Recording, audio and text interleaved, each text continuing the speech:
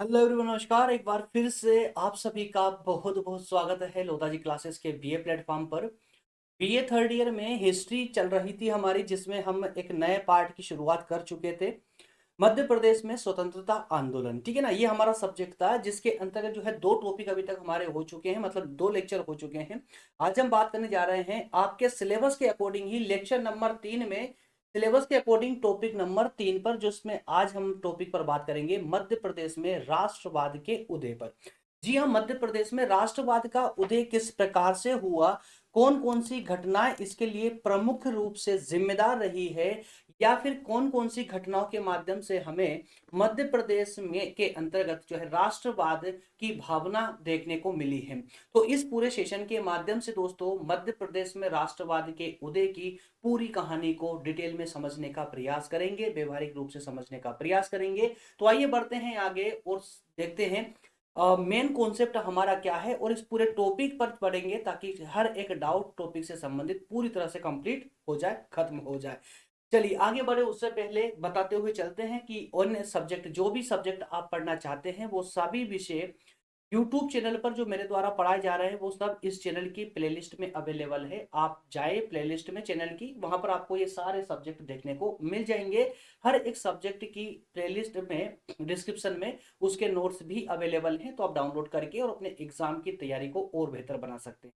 इसके अलावा यदि आप में से कोई भी छात्र प्रतियोगी परीक्षा की तैयारी कर रहे हैं, तो आपको प्रज्ञान हिंदी नाम का नया यूट्यूब चैनल है जो मेरे द्वारा बनाया गया है, उसे भी विजिट करना चाहिए, ताकि आप लोगों की तैयारी बेहतर तरीके से हो सके। और ये प्लेटफॉर्म प्रज्ञान हिंदी एकदम न्यू प्लेटफॉर्म तो है ही, साथ साथ में एकदम निःशुल्क है, फ्री है। ये सभी विषय आपको इसी प्लेटफॉर्म पर प्रोवाइड किए जाएंगे। इसके अलावा करंट अफेयर का सेशन इवनिंग में 8 बजे डेली अभी चल रहा है, जिसे आप अटेंड कर सकते हैं। चलिए बढ़ते हैं आगे, और अब बढ़ते हैं हमारे मध्य प्रदेश वाले इस विषय के अंतर्गत। अगर अब सब सिलेबस की बात करें, तो दोस्तों सिलेबस में अभी हमारा फर्स्ट यूनिट चल रहा है। फर्स्ट यूनिट में जैसा मैंने आपको बताया कि टॉपिक 1 और टॉपिक 2 कंप्लीट हो चुका है ना। टॉपिक 3 पर आज हम डिस्कस करने जा रहे हैं। अब हम डिस्कस करेंगे तो मध्य प्रदेश में राष्ट्रवाद का उदय। क्लियर है। चलिए आगे बढ़ते हैं और अब लेते हैं टेबल ऑफ कंटेंट, और जरा देख लेते हैं कि आज के इस टॉपिक में, लेक्चर में क्या क्या कवर करने वाले हैं। उससे पहले थोड़ा सा अभी हैंग मारा था, चेक कर लेते हैं क्लासेस को। ओके, सब ओके है, ठीक है। चलिए, तो टेबल ऑफ कंटेंट के अंतर्गत ये देखना होता है कि क्या क्या हम आज इस लेक्चर में कंप्लीटली पढ़ने वाले हैं। जैसे आपकी बुक में इंडेक्स होता है, उसी प्रकार से हमारे सेशनों में, मतलब हमारी पीपीटी में पहली स्लाइड होती है टेबल ऑफ कंटेंट के नाम से, ठीक है, जो बताती है आपको कि आप इस पूरे लेक्चर में क्या क्या पढ़ोगे। क्लियर। तो मध्य प्रदेश में राष्ट्रवाद के उदय के अंतर्गत कौन कौन सी घटनाएं हैं जो जिम्मेदार रही है, या फिर ऐसे समझिए कि कौन कौन सी घटनाएं घटित हुई है जिनके माध्यम से हम मध्य प्रदेश के राष्ट्रवाद को बेहतर तरीके से समझ सकते हैं।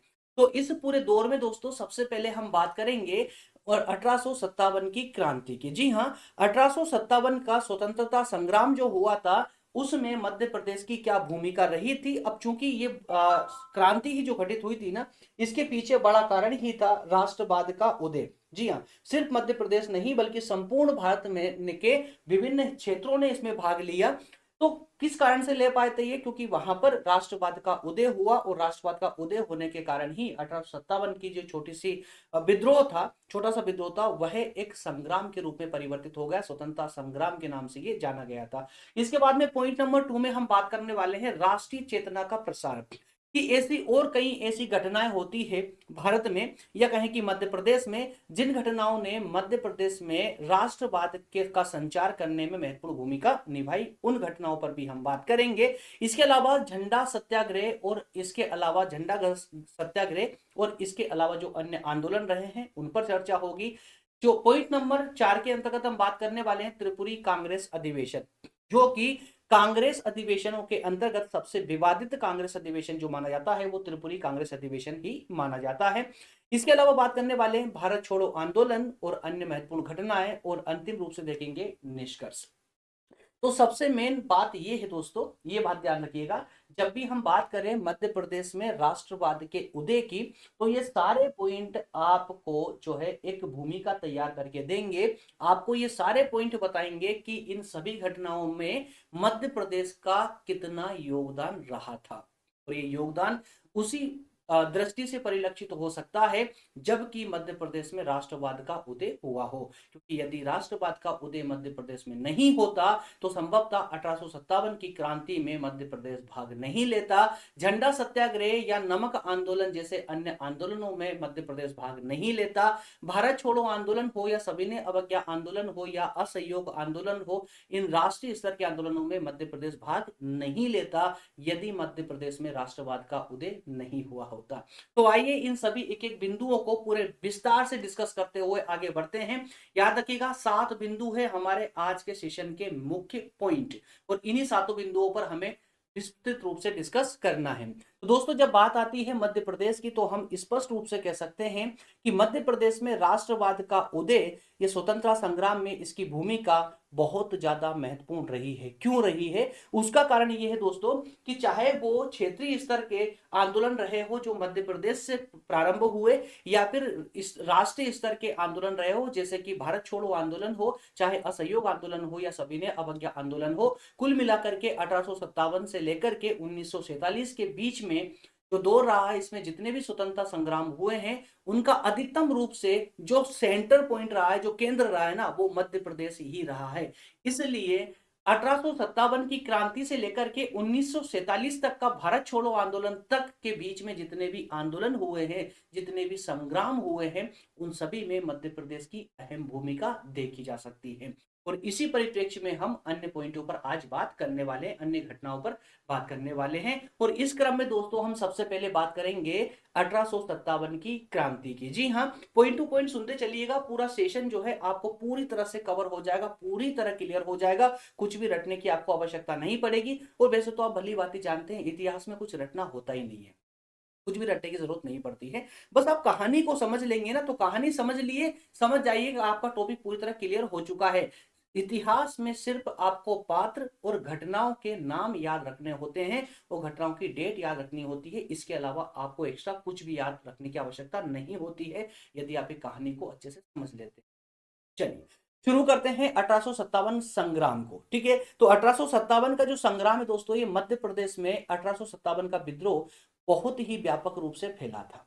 या हम अगर ऐसा भी कहें कि 1857 का विद्रोह जो है ना, यदि यदि कुछ क्षेत्रों को छोड़ दिया जाए ना, तो सबसे व्यापक रूप 1857 की क्रांति का हम मध्य प्रदेश में ही देख सकते हैं।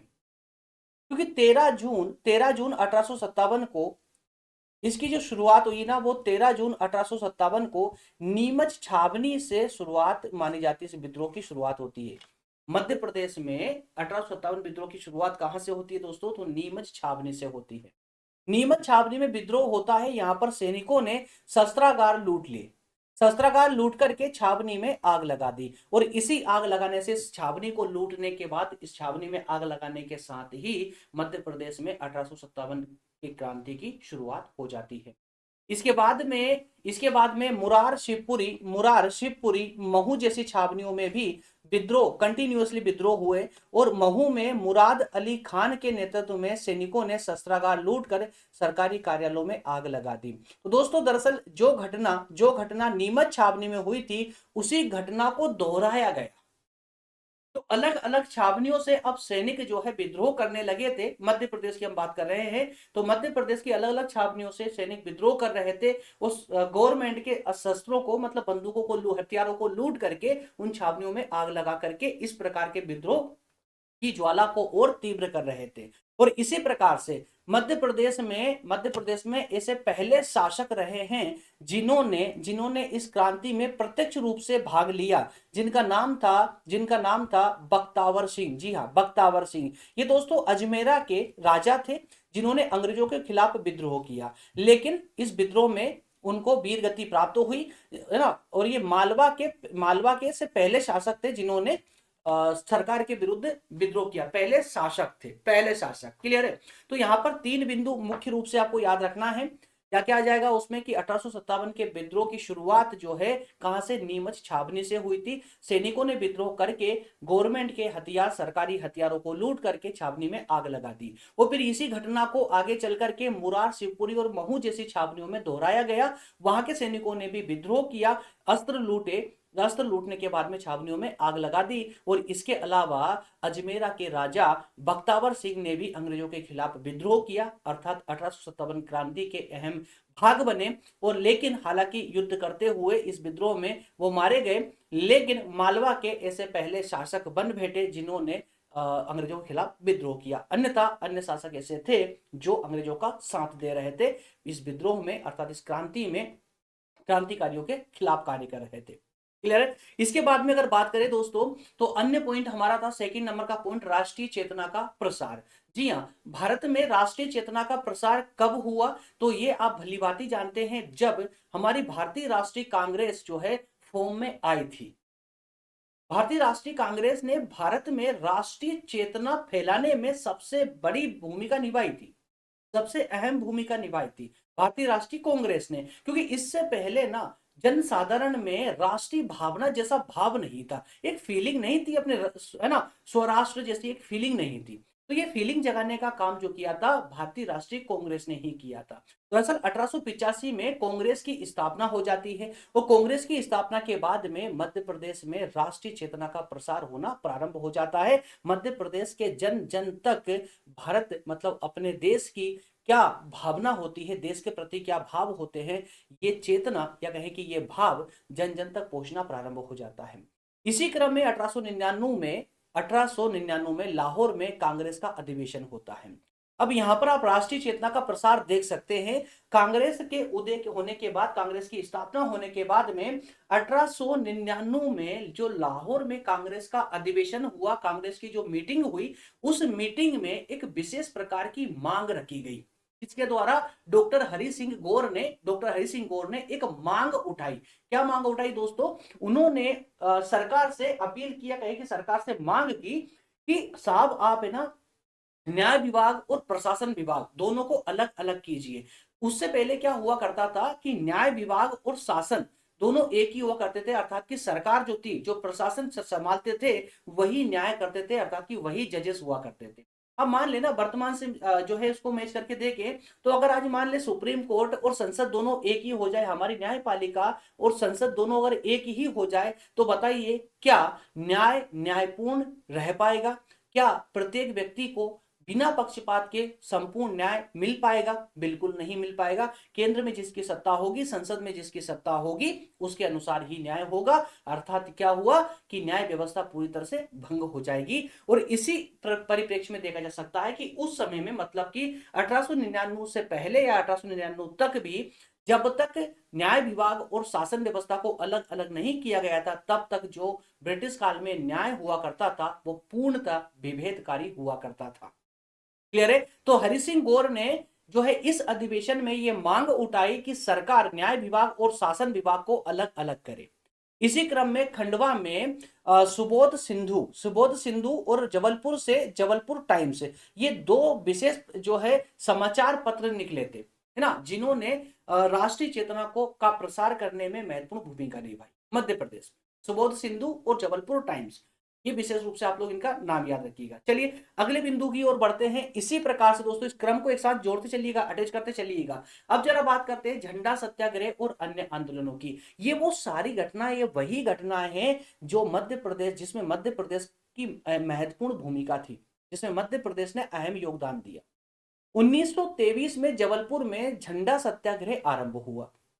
झंडा सत्याग्रह, इसमें राष्ट्रीय ध्वज फहराने के मामले में पंडित सुंदरलाल को 6 माह का कारावास की सजा भी हुई थी।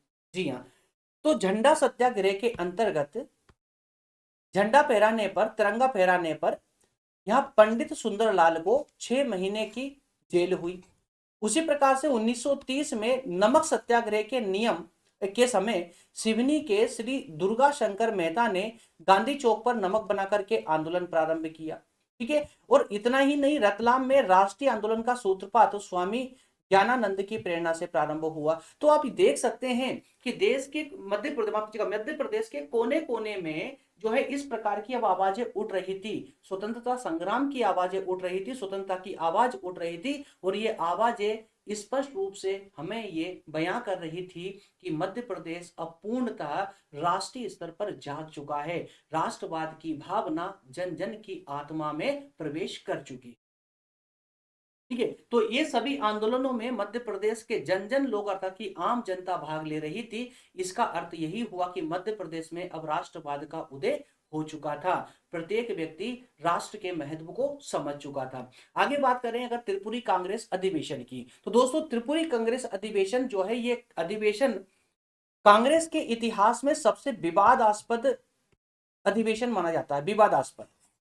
और ये आपको याद होना भी चाहिए। कांग्रेस त्रिपुरी कांग्रेस अधिवेशन, दरअसल ये त्रिपुरी जो है ना, जबलपुर के त्रिपुरी में एक कांग्रेस की मीटिंग हुई थी, कांग्रेस अधिवेशन हुआ था 1939 में, 1939 में।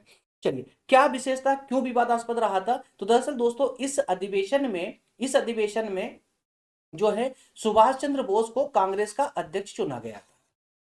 याद रखिएगा, ये जो अधिवेशन हुआ कि इस अधिवेशन की अध्यक्षता कौन करेंगे, तो सुभाष चंद्र बोस करेंगे। ये अध्यक्ष चुने जा चुके थे। ठीक है, तो अध्यक्ष चुने जा चुके थे। ये वैचारिक मतभेदों के लिए विशेष रूप से जाना जाता है, विवादास्पद अधिवेशन रहा था। कारण क्या था, ध्यान से सुनिएगा। इसमें दो उम्मीदवार थे कांग्रेस के अध्यक्ष बनने के लिए। एक तो थे सुभाष चंद्र बोस जो जीत चुके थे, और दूसरी तरफ थे पट्टाभी सीतारमैया। जी हाँ, पट्टाभी सीतारमैया। ये दो नाम आप लोगों को याद रखना है। अब कहानी कुछ ऐसी थी दोस्तों कि जब इनके बीच में चुनाव हुए, वोटिंग हुई, तो सुभाष चंद्र बोस को कितने वोट मिले थे? 1580। कितने वोट मिले दोस्तों? 1580।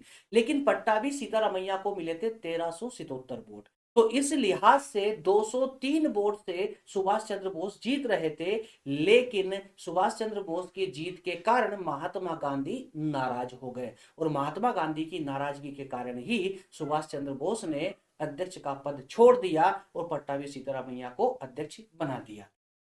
क्लियर है? इसलिए ये विशेष रूप से ये चर्चाओं में, यह है कि विवादास्पद चर्चाओं में त्रिपुरी अधिवेशन, कांग्रेस अधिवेशन जो है बना रहता है। आगे बात करते हैं इसके महत्व की, आगे हम और चर्चा करेंगे। इसके बाद में अगर बात करते हैं भारत छोड़ो आंदोलन की, अब जरा 1940 के दशक में आगे बढ़ते हैं। तो 1942 के भारत छोड़ो आंदोलन में मध्य प्रदेश के विभिन्न क्षेत्रों में सक्रिय प्रतिरोध देखा गया था। जी हाँ, दरअसल सिर्फ मध्य प्रदेश ही नहीं दोस्तों, भारत छोड़ो आंदोलन की सक्रिय प्रतिरोधिता को अगर देखा जाए ना, तो भारत के कोने कोने में ये प्रतिरोध दिख रहा था। तो इंदौर के, माफ कीजिएगा, मध्य प्रदेश कैसे छूट जाता? वो मध्य प्रदेश में सबसे बड़ी जो घटना घटित हुई इंदौर के सराफा बाजार में हुई थी। जी हाँ, इंदौर के सराफा में सत्याग्रह के दौरान पुलिस ने लाठीचार्ज और गोलीबारी की, लेकिन स्वतंत्रता के अभिलाषियों का मनोबल नहीं तोड़ पाए इंदौर के सराफा बाजार में। ठीक है, इसके अलावा रतलाम, धार, बदनावर, धामनोद, झाबुआ और प्रत्येक क्षेत्र, मध्य प्रदेश का प्रत्येक क्षेत्र आजादी के रंग में अब रंग चुका। हर एक मुख से भारत छोड़ो की बात निकल रही थी।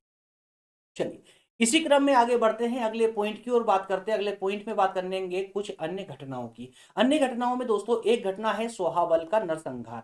सोहावल का नरसंहार, कई प्रकार के नरसंहार किए, कई प्रकार के अत्याचार हुए, कई प्रकार से इन आंदोलनों को कुचलने का प्रयास किया गया, लेकिन फिर भी अब लोग स्वतंत्रता के दीवाने हो चुके थे। राष्ट्रवाद की भावना उनके दिलों में घर कर चुकी थी। अब वो इस भावना को फिर से छोड़ना नहीं चाहते थे। कितने ही अत्याचार हुए, किसी ही प्रकार से जो है उनको कुचला गया, गोलीबारियां की गई, लाठीचार्ज किए गए, लेकिन लोगों के मनोबल को वो अंग्रेज अब नहीं तोड़ पाए थे। दरअसल दोस्तों सतना जिले में 19 जुलाई 1938 को सुहावल रियासत में अंग्रेजी हुकूमत के खिलाफ लाल बुद्ध प्रताप सिंह के नेतृत्व में एक सभा का आयोजन किया गया था। कहां पर किया गया था? तो इसे याद रखना, सतना के सोहावल रियासत में अंग्रेजी हुकूमत के खिलाफ, सरकार के खिलाफ जो है एक सभा का आयोजन किया गया था। जैसे पंजाब में जलियांवाला बाग के अंतर्गत एक सभा का आयोजन किया गया था। बिल्कुल मध्य प्रदेश में जब हम इस सभा की बात करते हैं ना, तो जलियांवाले बाग की यादें ताजा हो जाती है।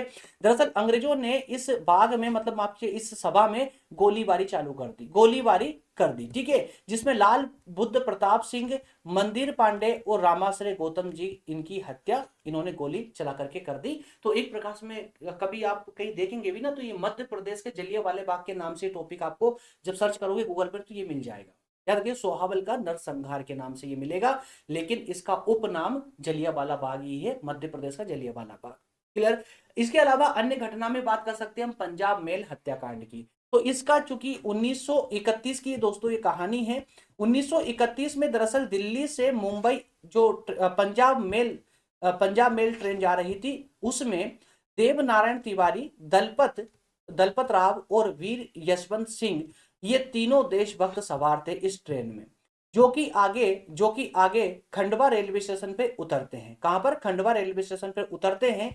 और इसी गाड़ी में ब्रिटिश अफसर हैक्सेल और मेजर शाहन बैठे हुए थे। और ये इस स्टेशन पर ये भी उतरते हैं, खंडवा रेलवे स्टेशन पर। और जैसे ही ये रेलवे स्टेशन पर उतरते हैं दोनों अफसर, इन दोनों की गोली मार करके इनकी हत्या कर दी जाती है। इनके द्वारा दोस्तों याद रखिएगा, नारायण तिवारी, दलपत राव और वीर यशवंत सिंह, इन तीनों ने मिलकर के इनकी हत्या कर दी। तो इन पर मुकदमा चलाया गया और इनमें से यशवंत सिंह और देव नारायण तिवारी को फांसी की सजा हुई, वहीं दलपत राव को आजीवन कारावास की सजा सुनाई गई थी। क्लियर है? ये सब के सब मध्य प्रदेश से संबंध रखते हैं, तो मध्य प्रदेश में की एक महत्वपूर्ण भूमिका रही है। अच्छा, आइए बात करते हैं जरा कुछ निष्कर्ष की। अंतिम रूप से हम बात करें निष्कर्ष की दोस्तों, तो निष्कर्षतः हम कह सकते हैं कि मध्य प्रदेश में राष्ट्रवाद का उदय एक जटिल प्रक्रिया रही है। और जटिल प्रक्रिया क्या है? एक सतत प्रक्रिया रही है, जो कभी ना समाप्त होने वाली प्रक्रिया हुई। इनमें विभिन्न आंदोलन, संघर्ष या कहें कि सामाजिक सुधारों के माध्यम से इन्होंने आकार लिया। 1857 के स्वतंत्रता संग्राम से लेकर के 1947 तक, स्वतंत्रता प्राप्ति तक, मध्य प्रदेश ने भारतीय स्वतंत्रता आंदोलन में महत्वपूर्ण योगदान दिया है। वर्तमान में भी राज्य सरकार और विभिन्न संगठन राष्ट्रवाद को बढ़ावा देने के लिए महत्वपूर्ण कदम उठा रहे हैं। उदाहरण आप ले सकते हैं 2019 की कमलनाथ सरकार। 2019 की कमलनाथ सरकार ने छात्रों में राष्ट्रवाद की भावना को बढ़ावा देने के लिए 1971 का जो युद्ध हुआ था, उस युद्ध की कहानी और देशभक्ति गीतों के माध्यम से कार्यक्रम आयोजित किए थे। इतना ही नहीं, 2024 में डॉक्टर मोहन यादव सरकार ने छात्रों को राष्ट्रभक्ति के महत्व पर बल देते हुए शिक्षा और व्यवहारिक ज्ञान के साथ साथ आगे बढ़ने का आह्वान दिया था। आप आगे बढ़िए, उन्नति कीजिए, लेकिन राष्ट्रवाद की भावना अपने सीने में संजोए रखे। यही इन सभी कार्यक्रमों का मेन उद्देश्य हुआ करता था। इन सभी प्रयासों से स्पष्ट होता है कि मध्य प्रदेश में राष्ट्रवाद का उदय एक सतत प्रक्रिया रही है, जो ब्रिटिश काल में भी थी और आज वर्तमान में भी वह प्रक्रिया के रूप में बनी हुई है। अर्थात आज कई संगठन है, इवन हमारी सरकार तक जो है मध्य प्रदेश में राष्ट्रवाद की भावना का प्रसार करने में लगे हुए। ठीक है, इसी परिप्रेक्ष्य में कह सकते हैं कि एक सतत प्रक्रिया है। क्लियर है? सतत प्रक्रिया। चलिए, इसी के साथ में हमारा आज का सेशन होता है कंप्लीट। उम्मीद करता हूं 7 पॉइंट हमने डिस्कस किए, 7 पॉइंट में कोई डाउट आपको नहीं जाएगा। लेक्चर नंबर 4 या कहें कि टॉपिक नंबर 4 जो है, जिसमें हम बात करेंगे झंडा सत्याग्रह एवं जंगल सत्याग्रह की, टॉपिक होगा कल वाले सेशन में। इसका टाइमिंग सेम रहेगा, मॉर्निंग में 11 बजे ही। ठीक है दोस्तों, कल मैंने गलती से एक अनाउंसमेंट किया था कि मॉर्निंग में 11 बजे बीए थर्ड ईयर में पॉलिटिकल साइंस की न्यू बैच स्टार्ट होने जा रही है। तो दरअसल ये इतिहास की भी न्यू बैच है ना, याद रखिएगा। तो नई बैच में पॉलिटिकल साइंस में हम लोक प्रशासन और भारत की विदेश नीति दोनों को स्टार्ट करने वाले हैं, लेकिन उनका टाइम मॉर्निंग का नहीं बल्कि इवनिंग में 6 बजे का रहेगा। ये बात आप लोग याद रखिएगा, इवनिंग में 6 बजे उस पर सेशन होगा। किस पर? लोक प्रशासन से हम कहानी को स्टार्ट करेंगे। लोक प्रशासन में भी पहले सिलेबस को कल इवनिंग में 6 बजे सिलेबस एनालाइज करेंगे। ठीक है, उसके बाद में परसों से जो है आपकी क्लासेस पूरी तरह कंटिन्यू हो जाएगी। ओके फ्रेंड्स, मिलेंगे अगले सेशन में। बहुत बहुत धन्यवाद आपका एंड तक बने रहने के लिए। और पीडीएफ की लिंक आपको डिस्क्रिप्शन में दे दी गई है, आप डाउनलोड कर सकते हैं। इसके अलावा व्हाट्सएप और टेलीग्राम ग्रुप को ज्वाइन कर सकते हैं, डिस्क्रिप्शन में सबकी लिंक मिल जाएगी। चैनल जो है, अगर आप चैनल पर नए हैं तो सब्सक्राइब जरूर कर लें, और वीडियो मतलब क्लास अगर आपके लिए हेल्पफुल है तो लाइक जरूर कर दें। मिलेंगे अगले सेशन में। बहुत बहुत धन्यवाद। Thank you so much.